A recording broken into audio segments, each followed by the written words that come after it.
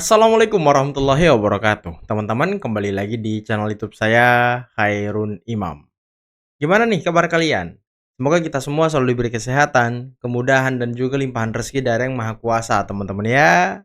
Nah, di video kali ini kita akan melihat bagaimana sebuah tayangan yang sangat mengharukan datang dari salah satu ketua relawan Bapak Presiden Prabowo Subianto yang menceritakan pengalamannya bertemu, bertatapan langsung, berdiskusi kurang lebih 2 jam bersama dengan Presiden ke-7 Bapak Joko Widodo. Dan ketua relawan ini ketika menceritakan pengalamannya, dia menangis sambil mengingat bagaimana perjuangan, bagaimana ketulusan, bagaimana keikhlasan dan juga kesabaran Pak Jokowi dalam membangun bangsa ini, dalam menghadapi orang-orang yang selalu ingin menjatuhkan, merendahkan beliau. Nanti kita simak videonya teman-teman ya. Nah, selain itu saya juga punya tayangan di mana Egy Sujana tiba-tiba muncul ke depan publik dalam kondisi sehat, bugar, tanpa ada penyakit sedikit pun kelihatannya. Dan dia protes kenapa dia dijadikan sebagai tersangka. Loh. Padahal Polda Metro ya sudah memanggil dia beberapa kali.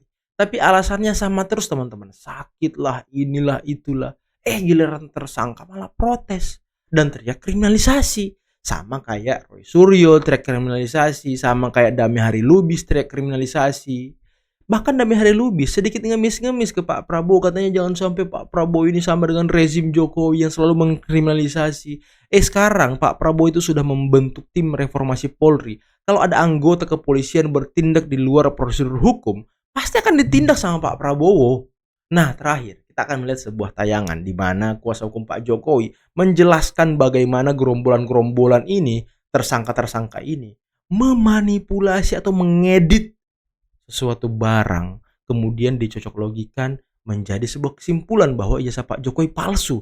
Nah, sebelum kita mulai videonya, jangan lupa like, subscribe, dan share. Dan tanpa perlu berlama-lama lagi, mari kita mulai videonya berikut ini. Ketua Timur Indonesia Bersatu, Ketua GP08, dan beberapa relawan Prabowo sudah sepakat untuk kembali ke ITAK, kembali ke jalan yang benar. Kita bersatu. Dalam waktu dekat kami akan berkumpul di Jakarta, ya, untuk sama-sama mendeklarasikan menjaga Prabowo Gibran 2 periode dengan cara apapun. Walaupun harus ada yang mati, kami akan berjuang untuk menjaga pemerintahan yang sah atas nama konstitusi yang sudah dimenangkan pada tahun 2024 kemarin.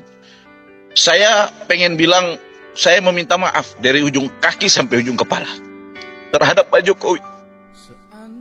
Saya pernah menyerang beliau. Lama saya menyerang beliau.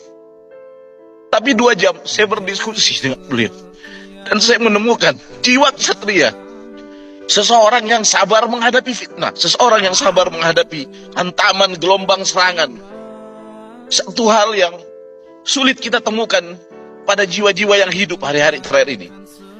Beliau tetap dalam konsistensi memaafkan. Dan yang paling membuat saya terketuk hati saya adalah ketika beliau berkata, demi Allah, saya sekolah, bahkan terkadang orang tua harus berhutang hanya untuk membiayai saya sekolah. Wow.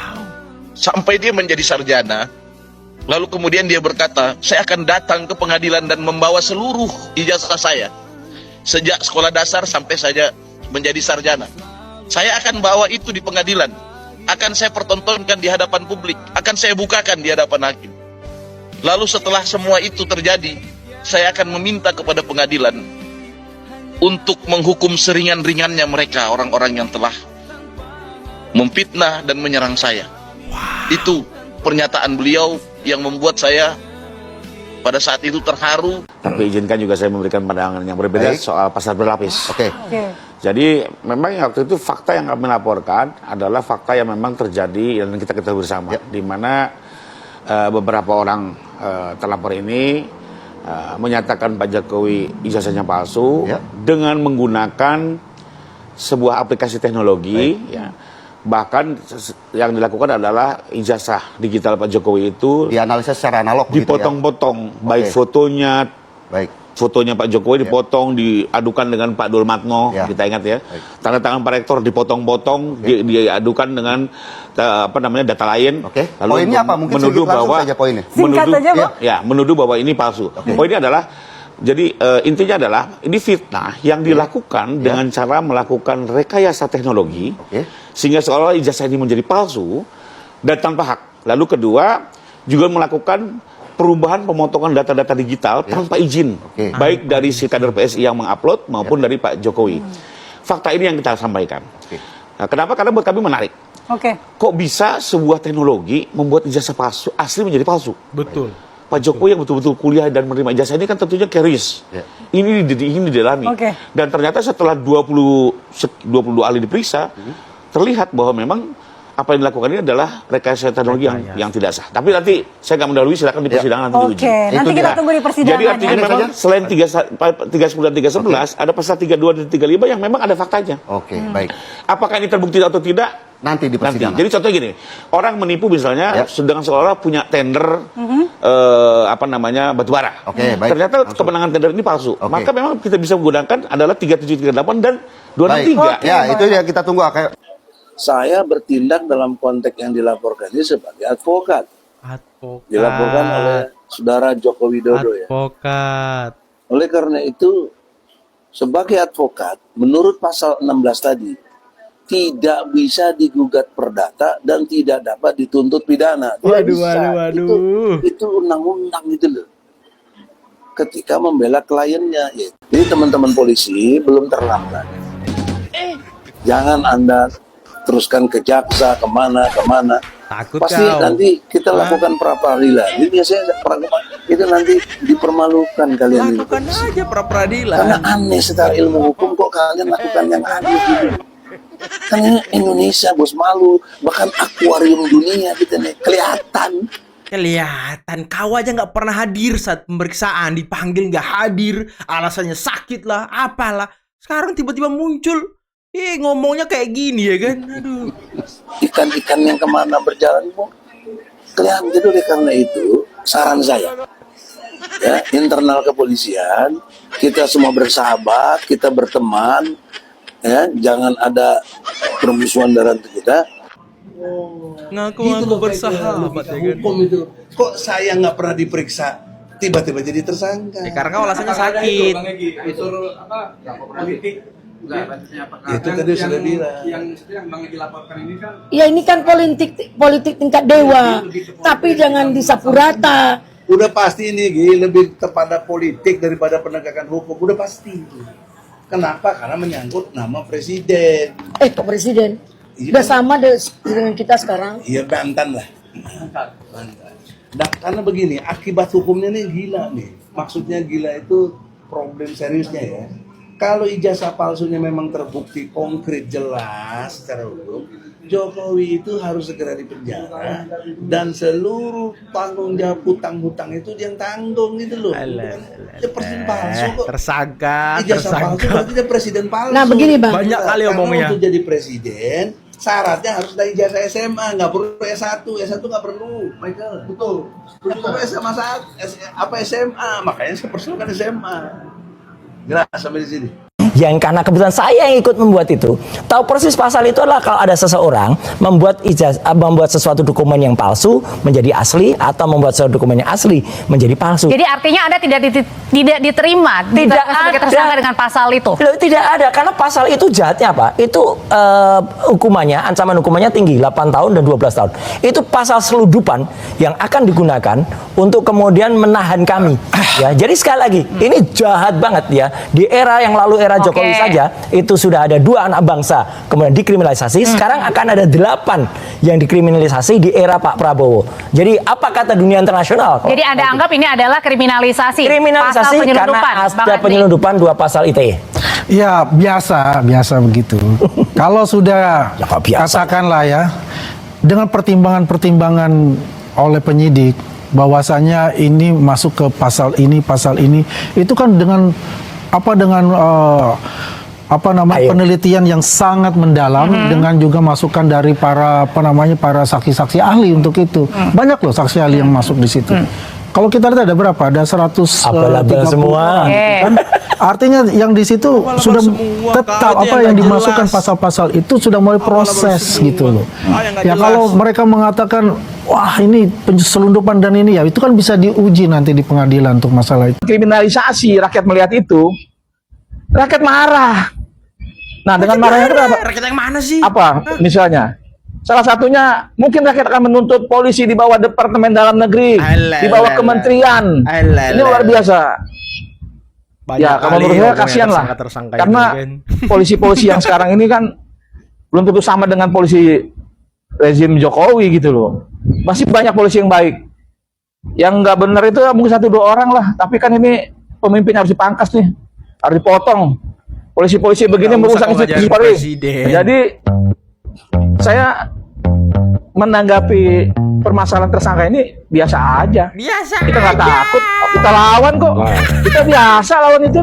Jadi jangan kriminalisasi orang yang berani membongkar ini. Kritik juga untuk, bukan kritik sebenarnya, untuk Pak Prabowo ya. Pernyataan jangan kriminalisasi, polisi jangan kriminalisasi. Polisi jangan kriminalisasi, ini jangan kriminalisasi. Kok bahasanya sekarang serentak kriminalisasi ya? Hah?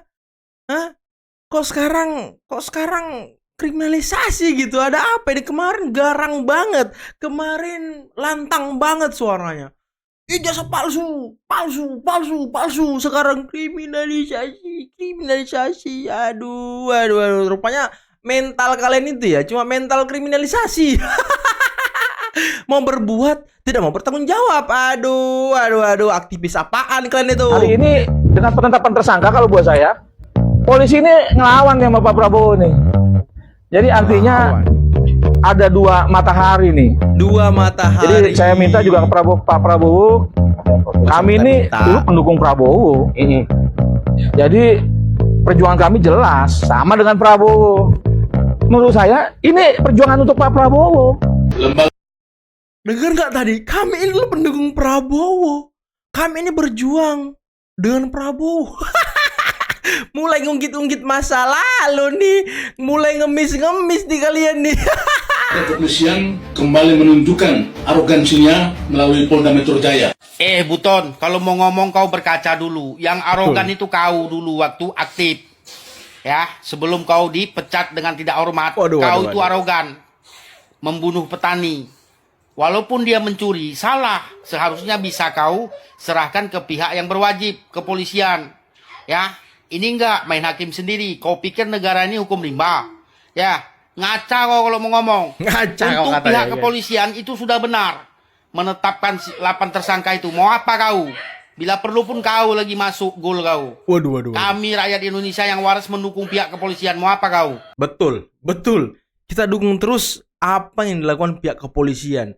Jangan sampai pihak kepolisian bisa diintervensi oleh siapapun. Biarkan polisi bekerja secara independen, tenang, objektif, dan juga ya tentu banyak cerita kau. Iya, orang-orang kayak kau ini ya, cocoknya ya dibuang ke Nusa Kambangan sana. Iya. Kalau kau nggak mau menghormati hukum yang berlaku di negara ini, kau boleh angkat kaki, cabut kau dari Indonesia.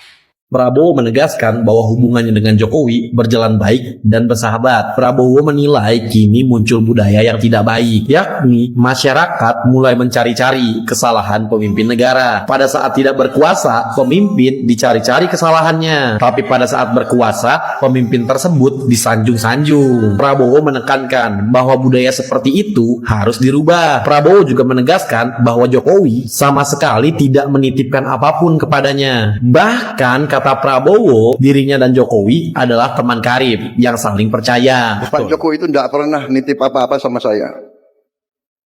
Ya saya harus katakan yang sebenarnya, kan begitu. Pak Prabowo takut sama Pak Jokowi. Nggak ada itu. Untuk apa saya takut sama beliau? Oke. Betul. Aku hopeng sama beliau, kok takut? Iya kan? Hopeng adalah istilah dari bahasa Tionghoa yang berarti sahabat karib, teman baik, atau teman dekat yang sangat dipercaya. Prabowo mengingatkan bahwa Jokowi memiliki jasa besar selama memimpin Indonesia selama 10 tahun. Sudahlah. Beliau memimpin 10 tahun, diakui dunia bagaimanapun. Inflasi di bawah beliau cukup bagus. Pertumbuhan bagus. Iya kan? Come on. Harus kita yang benar lah, yang jujur lah, ya kan? ngono yang ngono gitu ya. Dengan pernyataannya itu, Prabowo sedang mengirimkan pesan moral tentang pentingnya menjaga martabat pemimpin pendahulunya dan merajut persatuan nasional. Ia ingin menunjukkan bahwa loyalitas dan penghormatan kepada sesama pemimpin bukanlah kelemahan, melainkan bentuk kedewasaan politik yang menempatkan kepentingan bangsa di atas ego pribadi. Melalui sikap tersebut, Prabowo memperkuat narasi rekonsiliasi nasional, bahwa perbedaan politik tidak harus berujung pada permusuhan, dan bahwa pemimpin sejati adalah mereka yang tetap menghargai pendahulunya meski kekuasaan telah berganti. Oke teman-teman, itulah tadi beberapa video yang bisa kita simak, yang bisa kita saksikan pada kesempatan kali ini. Dan wah, saya sangat terharu, saya sangat ikut sedih gitu mendengar pernyataan dari salah satu ketua relawan dari Presiden Prabowo Subianto, yang katanya relawan-relawan Prabowo ini akan kumpul di Jakarta, akan mendeklarasikan Prabowo Gibran 2 periode. Waduh, ini luar biasa banget loh. Dan ini mungkin muncul setelah beliau ini bertemu dengan Presiden ke-7 Bapak Joko Widodo di Solo. Dan ketika dia bercerita tentang pengalamannya bertemu Pak Jokowi, waduh ini sedih banget teman-teman. Beliau itu sampai minta maaf karena dulu pernah menyerang Pak Jokowi. Dan yang paling mengharukan loh, katanya Pak Jokowi waktu sekolah itu ya kan, orang tuanya sampai minjam duit, disekolahkan dengan baik oleh orang tuanya, sampai kuliah sarjana. Dan Pak Jokowi mengatakan akan hadir di pengadilan membawa seluruh ijazahnya biar diteliti, biar diperlihatkan di pengadilan. Ya, dan Pak Jokowi juga meminta nantinya akan meminta hukum orang ini dengan seringan-ringannya. Ini Pak Jokowi hatinya terbuat dari apa teman-teman? Hah? Terbuat dari apa hatinya? Di tengah relawan-relawannya, di tengah masyarakat yang mendukungnya kesel, jengkel, marah sama Roy CS, orang-orang yang selama ini memfitnah, menghina beliau, yang berharap agar 8 orang ini dihukum seberat-beratnya. Pak Jokowi malah mengatakan hukum seringan-ringannya. Ini apa ini? Hah? Terbuat dari apa ini Pak Jokowi ini? Aduh, saya nggak habis pikir teman-teman. Saya nggak habis pikir. Inilah sosok pemimpin yang luar biasa. Mirip-mirip ya dengan Pak Prabowo. Memang dua orang ini, Prabowo Jokowi, ini dua tokoh yang sangat saya kagumi di waktu-waktu sekarang ini teman-teman. Dua tokoh yang saling bahu-membahu membangun bangsa, dua tokoh yang saling membantu, yang saling menghormati, yang saling menghargai. Ini luar biasa loh. Ini apa ya? Indonesia ini sangat beruntung punya orang yang bernama Joko Widodo dan juga Prabowo Subianto. Ini luar biasa teman-teman. Dan tadi sudah kita dengarkan penjelasan dari Bung Rifai, salah satu kuasa hukum dari Pak Jokowi, mengenai pasar berlapis, mengenai hukuman, mengenai edit-editan mereka, mengenai undang-undang ITE yang minimal hukumannya 8 tahun. Waduh. Ini yang bikin mereka kena mental teman-teman. Ini yang bikin Roy Suryo meradang kali ya. Ini membuat Roy Suryo meradang. Sampai dia bilang 20-an ahli yang diperiksa polisi itu katanya abal-abal. Kau yang abal-abal. Otak kau yang abal-abal. Ngomong ahli, nggak usah yang lain deh, Joshua Sinambela aja gitu, yang dikatakan abal-abal ahli digital forensiknya. Kau baca nama Joshua Sinambela itu, sertifikasi internasional dia udah berapa soal digital forensik, terus kau bilang abal-abal. Joshua Sinambela itu sudah sering digunakan, dipakai sama perusahaan-perusahaan luar negeri. Kau apa? Lokalan doang. Itu pun skala pengadilan, skala film blue. Aduh, terus kau bilang Joshua Sinambela abal-abal. Aduh, nggak jelas emang manusia satu ini teman-teman. Saya tuh agak kesel kalau ada orang yang suka bilang keilmuan orang lain abal-abal. Saya tuh sangat kesel kalau ada orang yang selalu merendahkan orang lain. Masa orang sudah capek-capek sekolah, sertifikasi internasional ya kan, dibilang abal-abal. Sudah bergelut di dunia digital forensik puluhan tahun, dibilang abal-abal. Emang konyol manusia-manusia ini. Pantaslah dihukum berat orang-orang ini teman-teman. Males gitu ngeliat. Sama tadi si Damai Harlubis. Waduh, mengungkit masa lalu. Kami ini mendukung Prabowo. Hey, tapi ketika Pak Prabowo rekonsiliasi sama Pak Jokowi, kalian kemana? Ha? Kalian kan yang mengatakan Pak Prabowo itu pengkhianat karena gabung dengan Pak Jokowi. Ha? Sekarang kamu mengungkit masa lalu. Aduh, ke laut aja kau sana. Aduh, masuk kawasan Nusa Kambangan ya kan. Oke teman-teman, mungkin cukup sekian dulu video kali ini. Jangan lupa like, subscribe, dan share videonya. Akhir kata, bila tutup kuliah. Assalamualaikum warahmatullahi wabarakatuh. Bye bye.